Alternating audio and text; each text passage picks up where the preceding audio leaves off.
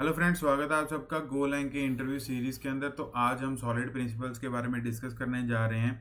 तो इसके रिगार्डिंग मेरा एक पहले भी वीडियो आया था जिसके अंदर मैंने गुड कोड बैड कोड की जो रिप्रेजेंटेशन है कैसे की जाती है उसके रिगार्डिंग भी बताया था। प्लस उसके साथ मैंने सॉलिड के दो प्रिंसिपल जो थे वो भी एक्सप्लेन किए थे। ठीक है, तो अगर आप इस वीडियो के ऊपर नए हो तो प्लीज़ वो वीडियो देख लें ताकि आप लोगों को एक रेफरेंस जो है वो मिल जाए। ठीक है, एंड आप इसको अच्छे से समझ सकें। तो अब इस वीडियो के अंदर बाकी के जो प्रिंसिपल्स हैं वो मैं डिस्कस करने वाला हूँ। तो अब बात आती है कि इंटरव्यू क्वेश्चन कैसे पूछ सकता है। तो इंटरव्यू सबसे पहला क्वेश्चन ये ऐसे पूछ सकता है कि सॉलिड की फुल फॉर्म क्या है। ठीक है, तो अगर आपको पता होगा तो आप तो बता ही दोगे, अगर आपको नहीं पता है तो आप कैसे बता पाओगे। ठीक है, तो उसके लिए हमें क्या करना पड़ेगा, जो यहाँ पे फुल फॉर्म लिखी हुई है। ठीक है, S represents to single responsibility principle, O represents to open close principle, and L represents to Liskov substitution principle, and I represents to interface segregation principle, and D represents to dependency inversion principle। ठीक है, तो ये थोड़े से अटपटे जरूर होंगे, मैं मानता हूँ इस चीज़ को, बट ये है कि भी याद करने मुश्किल नहीं है। ठीक है, आप लोग कर सकते हो, मेरे को आप लोगों पे पूरा ट्रस्ट है। तो अभी हम लिस्कोव सब्स्टिट्यूशन प्रिंसिपल को डिस्कस करने जा रहे हैं। तो इसकी पहले स्टेटमेंट डिस्कस करेंगे, देन उसके बाद इसको एक बेसिक प्रोग्राम के साथ हम समझेंगे कि लिस्कोव सब्स्टिट्यूशन प्रिंसिपल क्या है, क्या रहा था। ठीक है, तो इसकी जो स्टेटमेंट है वो ये कहती है कि जो हमारी सुपर क्लास के ऑब्जेक्ट्स हैं ना, हम उनको रिप्लेस कर सकें बाय सब क्लासेस के ऑब्जेक्ट्स के साथ without changing the correctness of the program. ठीक है, तो अगर आप लोगों को ये चीज़ समझ नहीं आई तो हम इसको थोड़ा सा प्रोग्रामेटिकली भी समझेंगे ताकि हमें ये चीज़ समझ आ जाए इजीली। ठीक है, मतलब कि वो ये कहना चाहता था यार कि जो सुपर क्लास के ऑब्जेक्ट्स होते हैं ना, ठीक है, हम उनको रिप्लेस कर सकें सब क्लासेस के ऑब्जेक्ट्स के साथ, ताकि हमारा जो बिजनेस लॉजिक है ना वो हिले ना, मतलब कोई भी बिजनेस लॉजिक जो है वो हिले ना। तो अब वो कैसे किया उसने, तो वो हम गोलैंग के अंदर अब समझेंगे। हमने क्या किया, एक शेप इंटरफेस बना लिया जिसके अंदर एक मेथड था जो कि एक फ्लोट 64 वैल्यू को रिटर्न कर रहा था। ठीक है, तो ये हमारी क्या है, एक सुपर क्लास है। वो कैसे है वो भी मैं आप लोगों को बताऊंगा। तो यहाँ पे एक सब क्लास है, वो क्या है, रेक्टेंगल।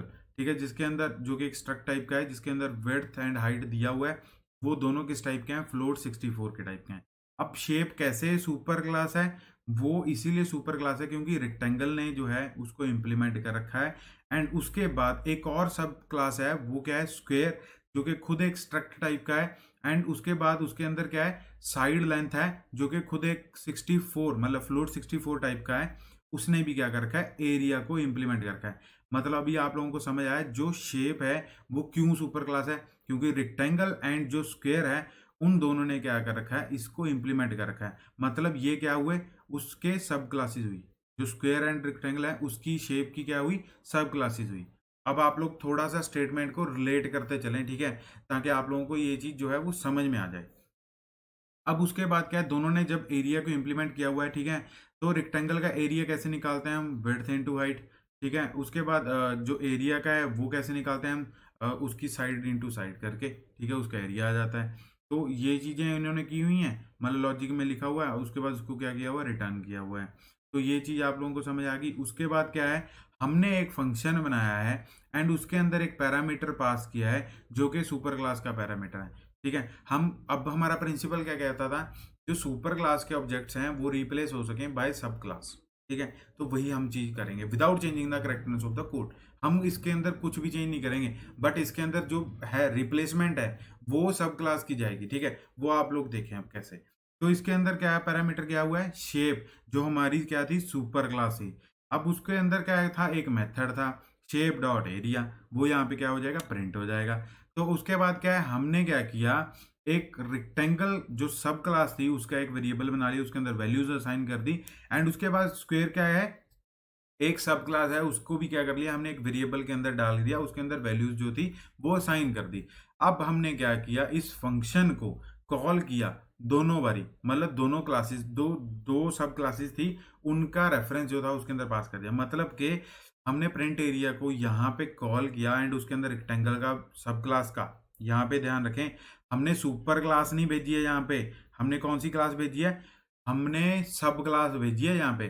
ठीक है, रेक्टेंगल इज ऑल्सो अ सब class and square is also a सब क्लास। तो वो दोनों यहाँ पे भेजी हैं एंड इसको इसने क्या कर दिया, इम्प्लीमेंट किया, मतलब जो प्रिंट किया हुआ, आगे आप कुछ भी कर सकते हो। ठीक है, तो मैंने यहाँ पे प्रिंट किया हुआ है।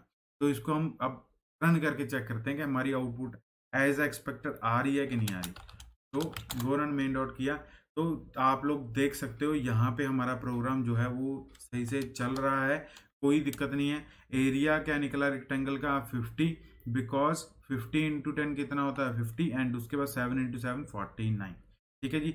अगर आप चाहते हैं कि मान लो कि एक और सब क्लास होती, मान लो यहाँ पे क्या होता है, एक और सब क्लास होती जो कि क्या था, सम था, ठीक है।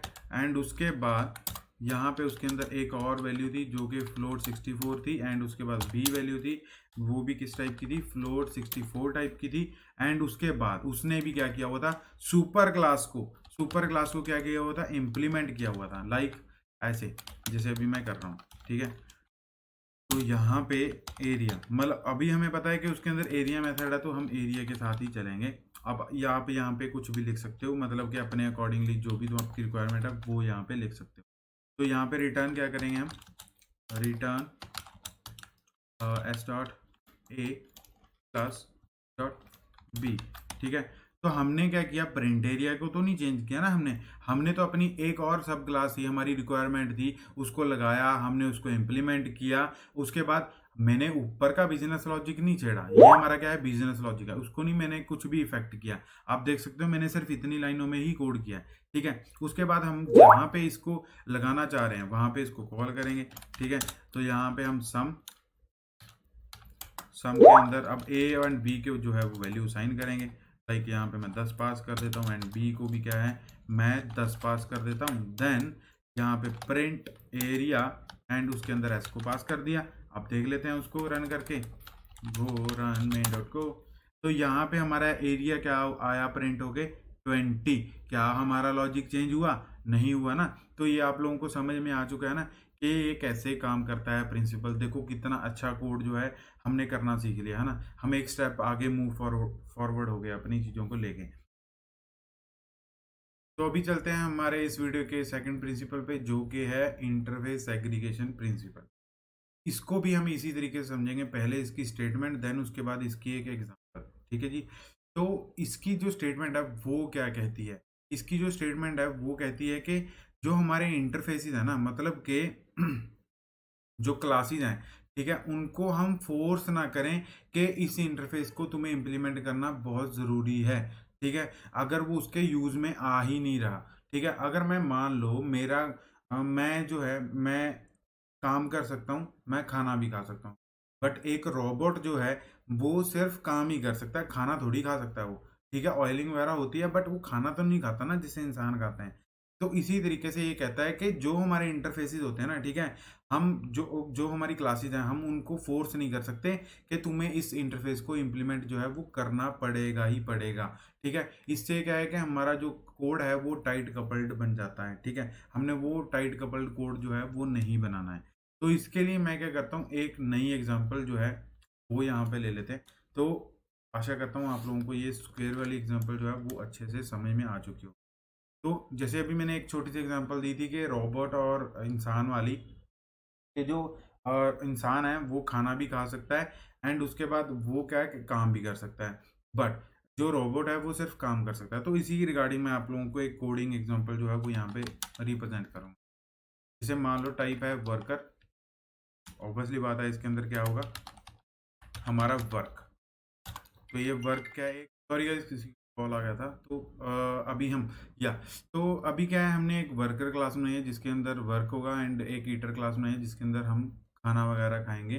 तो अभी देखो एक एक अलग सिनेरियो है जो कि रोबोट का है, एक आदमी का, ह्यूमन बीइंग का सिनेरियो है, जिसमें वो ह्यूमन बीइंग क्या है, वो काम भी कर सकता है एंड वो खाना भी खा सकता है। बट रोबोट जो है हम उसको फोर्स नहीं ना करेंगे भी तू खाना भी खा, ठीक है। तो इसीलिए हम अपना कोड जो है वो इंटरफेस एग्रीगेशन प्रिंसिपल को ध्यान में रखते हुए इस प्रकार इंप्लीमेंट करेंगे कि हम क्लासेस को फोर्स ना करें कि वो सारे इंटरफेस मेथड को जो है वो इम्प्लीमेंट करें ही करें, ठीक है। तो अभी कैसे होगा वो, जैसे यहाँ पे हम बनाते हैं रोबोट का स्ट्रक्ट, ठीक है, एंड उसके अंदर मतलब आप कुछ अगर देना चाहते हो तो दे सकते हो, नहीं वरना कोई भी दिक्कत नहीं है। उसके बाद ये तो होगा रोबोट का। अब रोबोट किस चीज़ को करेगा, वो करेगा काम, ठीक है, क्योंकि ऑब्वियसली बात है दुनिया चीज़ के लिए मतलब रोबोट बनाती है ना। तो रोबोट के रेफरेंस से हमने क्या किया, डू वर्क को इम्प्लीमेंट कर लिया। ठीक है, इसके अंदर आप करवा सकते हो प्रिंट एलन डू वर्क। ठीक है, तो यहाँ पे हमारा क्या हो गया, काम का जो काम है हमारा वो यहाँ पे इम्प्लीमेंट हो गया। मतलब डू वर्क जो है हमारा मेथड जो है वो यहाँ पे रोबोट के रेफरेंस से जो है इम्प्लीमेंट हो चुका है। अब हमें पता है वो ईट तो करेगा नहीं कुछ। ठीक है, तो यहाँ पे एक और क्लास ले लेते हैं, लाइक ह्यूमन। ठीक है, तो ह्यूमन जो है वो भी एक क्या है, स्ट्रक्ट है, वो भी एक एम्प्टी स्ट्रक्ट है अभी के लिए। तो आप यहाँ पे क्या करो, एच ह्यूमन नाम से, मतलब ह्यूमन के रेफरेंस से हम पहले क्या करवाएंगे, ईटर का जो सॉरी ईट का जो है वो मेथड हम इससे इम्प्लीमेंट करवाएंगे। देन उसके बाद वो काम भी करेगा। ठीक है, अब खाना खिला रहे हैं तो काम तो करवाएंगे। यहाँ पे क्या है हमारा ईटिंग, एंड देन उसके बाद दूसरा फंक्शन जो है, सॉरी दूसरा मेथड जो है वो क्या है, ह्यूमन का टू वर्क। तो यहाँ पे क्या होगा, हमारा काम होगा F M T dot print L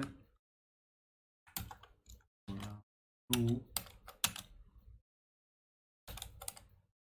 यहाँ पे इसको ऐसे लिख देते हैं ह्यूमन वर्किंग ना, थोड़ा सीख ठीक लगे। ठीक है जी, ये हो गया। अब उसके बाद क्या है, हम इसको कॉल करेंगे, चेक करेंगे, देखेंगे। तो मतलब अभी हमने क्या कर दिया, जो ये वाली ह्यूमन वाली क्लास थी ना एंड जो रोबोट वाली क्लास थी, उन दोनों को फोर्स नहीं किया कि तुम ये दोनों मेथड्स को जो है, या ये दोनों इंटरफेसिस को जो है वो तुम रिस्ट्रिक्ट नहीं किया कि भी तुम इम्प्लीमेंट करो ही करो। ठीक है, तो हमने अपने कोड को इतना लूज कपल बनाना है। ठीक है, तो यहाँ पे क्या है, हम फंक्शन मेन अंदर कॉल कर लेंगे। कैसे, हम पहले क्या करेंगे, एक रोबोट का जो वेरिएबल है वो क्रिएट करेंगे, R for robot and H for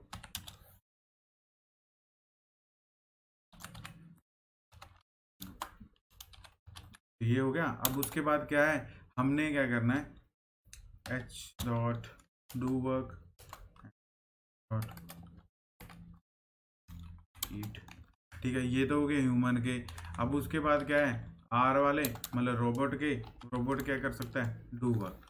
तो ये क्या हुआ, अब आप देख सकते हो जैसे ही मैंने आर किया, आर डॉट किया, तो वो देख सकते हो आप, उसके सिर्फ एक ही मेथड है। मतलब यहाँ पे हमने इतना बढ़िया हमने काम कर लिया कि भी उसके मेथड जो भी हैं, जो वो स्पेसिफिक काम कर सकता है, हमने अपने कोड को उस प्रकार से ही रखना है। मतलब हमें पता था, देखो हमारा कोड जो है ये मेथड ही इम्प्लीमेंट करेगा, जहाँ हमारा ये वाला पार्ट, जहाँ ये वाला मॉड्यूल जो है वो ये मेथड्स को ही यूज़ करेगा। तो हमने उसको उस टाइप से जो है वो डिस्ट्रीब्यूट कर दिया, ताकि हमारा कोड जो है वो अगर कोई नई फंक्शनलिटी इंट्रोड्यूस करता है तो वो कम इफेक्टिव हो, मतलब कि हमें ज़्यादा कोड में चेंजेस ना करने पड़े, एंड हमारी चीज़ें जो है बड़ी स्मूथ जो हैं वो चलनी स्टार्ट हो जाए।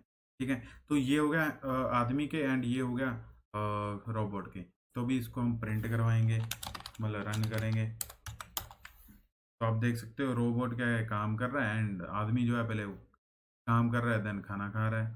ठीक है जी, तो ये हो गया हमारा दूसरा प्रिंसिपल इस वीडियो का। ठीक है, तो हमने 4 प्रिंसिपल अभी तक कवर कर लिए हैं, तो आप लोगों को अब अच्छे से समझ में आ चुकी होगी कि कैसे ये 4 प्रिंसिपल हमारे कोड को अच्छी क्वालिटी का कोड बनाते हैं। तो अभी हम अपना लास्ट प्रिंसिपल है जो वो डिस्कस कर लेते हैं, जो कि है डिपेंडेंसी इन्वर्जन प्रिंसिपल।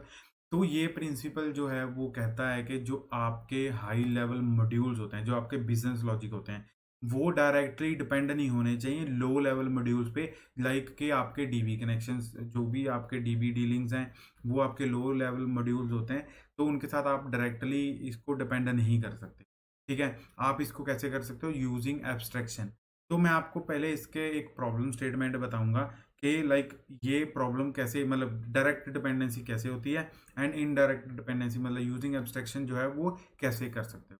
तो इसके लिए भी क्या है, मेरे को एक नई वाली एग्जांपल जो है वो लेनी पड़ेगी। जैसे अभी मैंने बताया आप लोगों को कि बिजनेस लॉजिक वर्सेस डीबी का जो स्टोरेज है। ठीक है, तो लाइक यहाँ पे मान लेते हैं ये है मेरा डेटाबेस, ठीक है, डेटाबेस की क्लास है। तो ये मैं बता रहा हूँ कि जो डायरेक्ट डिपेंडेंसी क्रिएट कर रहा है डेटाबेस की, ठीक है, तो वो बताऊंगा पहले। लाइक यहाँ पे मैंने किया डीबी डेटाबेस एंड देन उसके बाद क्या है, स्टोर कर दिया, ठीक है, मतलब डेटाबेस के रेफरेंस के साथ मैंने क्या कर दिया, उसको स्टोर कर दिया। एंड यहाँ पे मेरे पास कुछ डेटा आएगा जो कि एक स्ट्रिंग टाइप का है। अभी के लिए आप इसको अपने अकॉर्डिंगली चेंज कर सकते हो, ठीक है जी। तो उसके बाद fmt डॉट println, मैं यहाँ पे क्या कर लेता हूँ, अपने डेटा को प्रिंट कर लेता हूँ। यहाँ पे कुछ स्ट्रिंग लिख देते हैं ताकि हम यहाँ पे टीवी स्टोर डेटा, तो ये हो गया। एंड उसके बाद ये तो हो गया हमारा डीबी कनेक्शन, एंड उसके बाद हमने डीबी के अंदर इसी को स्टोर कर दिया। अब आता है बिजनेस लॉजिक, तो यहाँ पे आता है बिजनेस, ये क्या है, एक्सट्रैक्ट है। एंड ये अब क्या कंज्यूम करेगा, डेटाबेस कनेक्शन कंज्यूम करेगा। लाइक हो सकता है कि आप भी ऐसे करते हो, ठीक है। तो डेटाबेस कनेक्शन दे दिया इसको, देन उसके बाद क्या है, ये फंक्शन क्या करेगा, बिजनेस लॉजिक का रेफरेंस लेके एक मतलब एक मेथड इंप्लीमेंट करेगा जो क्या होगा, सेव डेटा, ठीक है। तो अभी इसके अंदर क्या है, हमारा डेटा आ रहा है, स्ट्रिंग आ रही है, आप इसको एपीआई मान सकते हो, ठीक है, कोई दिक्कत नहीं है। तो अब ये क्या करेगा, जैसे B dot database dot store, तो इसके अंदर मैं क्या पास करूँगा, डेटा। तो अब ये क्या हो गया, अब इस ये कैसे डायरेक्ट डिपेंडेंसी क्रिएट कर गया। तो डायरेक्ट डिपेंडेंसी ऐसे क्रिएट हुई कि जो हमारा बिजनेस लॉजिक है उसके अंदर हमने डेटाबेस रख दिया, हमने कुछ एब्स्ट्रैक्शन जो है वो यूज़ नहीं की। ये जो बिजनेस लॉजिक है वो डायरेक्ट डिपेंड कर रहा है डेटाबेस कनेक्शन के ऊपर, ठीक है, मतलब हमारे लो लेवल मॉड्यूल के ऊपर डायरेक्ट डिपेंड कर रहा है। तो अब मेन के अंदर क्या होगा, ऐसा नहीं है कि ये चलेगा नहीं कोड, बट ये ऐसा है कि भी हमारे प्रिंसिपल को, जो सॉलिड प्रिंसिपल है उनको फॉलो नहीं कर रहा है ये चीज़, ठीक है। वो कहते हैं भी एब्स्ट्रैक्शन यूज़ करनी चाहिए थी आप लोगों को इन पे, तो वो एब्स्ट्रैक्शन भी बताऊंगा कि कैसे यूज़ होगी। तो यहाँ पे हमने क्या किया, बिजनेस ऑब्जेक्ट को भी इम्प्लीमेंट कर लेते हैं। यहाँ पे कुछ डेटा जो कनेक्शन है वो डाल देते हैं यहाँ पे, डीबी कनेक्शन, ठीक है। तो ये डीबी कनेक्शन हमने रख दिया। उसके बाद क्या है, हमने यहाँ पे बी डॉट सेव डाटा, यहाँ के अंदर हम डेटा डाल देते हैं। तो ऐसा नहीं है कि चलेगा नहीं, ये भी चलेगा, देखो ये चला ना, तो चलेगा तो ये भी, बट ये प्रिंसिपल को फॉलो नहीं कर रहा। जो हमारा प्रिंसिपल बोल रहा है, जो कि डिपेंडेंसी इन्वर्जन प्रिंसिपल बोल रहा है कि ये यूजिंग एब्स्ट्रैक्शन होना चाहिए था। अब हम क्या चेंजेस कर सकते हैं, ऐसा नहीं है कि आपकी एप्लीकेशन गलत चल रही है अगर आपने ये चीज़ फॉलो की हुई, बट आप इसको चेंज कर सकते हो। वो कैसे कर सकते हो वो भी हम देख लेते हैं।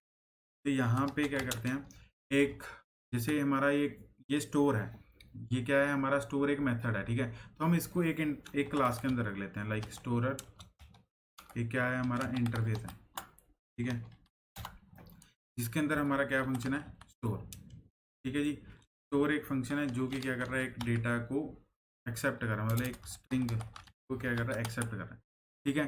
तो ये हो गया, हमने स्टोर को स्टोरर के अंदर रख दिया। अब क्या है, जो हमारी बाकी की चीज़ें, ये वाली चीज़ें ऐसी ही रहेंगी। अब जो बिजनेस लॉजिक है उसको हम डेटाबेस के साथ ना डायरेक्ट बॉन्ड करके हम स्टोरर के साथ करते हैं। मतलब अभी हमने क्या कर लिया, एब्स्ट्रैक्शन कर लिया स्टोरर स्टोरर। एंड उसके बाद क्या है, हम बिजनेस लॉजिक को बोलेंगे तू डेटाबेस के साथ नहीं, तू सीधा स्टोरर के साथ जा और स्टोर करवा अपना। अब नहीं, अब यहाँ पे क्या चेंजेस होंगे, अभी हमने क्या किया, एब्स्ट्रैक्शन प्रोवाइड की कि हमने डेटाबेस को डायरेक्ट ना एज ए लो लेवल को हाई लेवल के साथ डायरेक्ट बॉन्ड ना करके हमने क्या किया, उसको इंटरफेस के ज़रिए, एब्स्ट्रैक्शन के ज़रिए हमने उसके मेथड्स को जो था वो एक्सेसिबल बनाया, ठीक है। तो हमने क्या किया, यहाँ पे स्टोरर के अंदर डीबी कनेक्शन पास किया, यहाँ पे हमारा डीबी कनेक्शन बनना था, एंड स्टोरर के अंदर हमने क्या किया, डीबी कनेक्शन पास किया। एंड उसके बाद हमने क्या किया, अपने डेटा को सेव किया। यहाँ पे हम लिख देते हैं सम डेटा।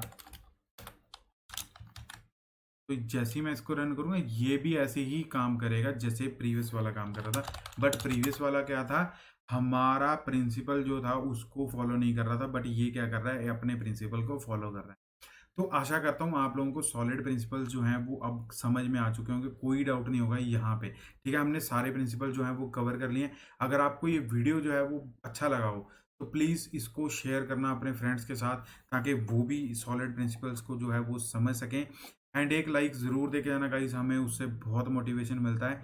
ऐसा नहीं है कि आप लोगों के कमेंट्स जो हैं हम रीड नहीं करते, हमें आपके कमेंट्स जो हैं वो बहुत अच्छे लगते हैं।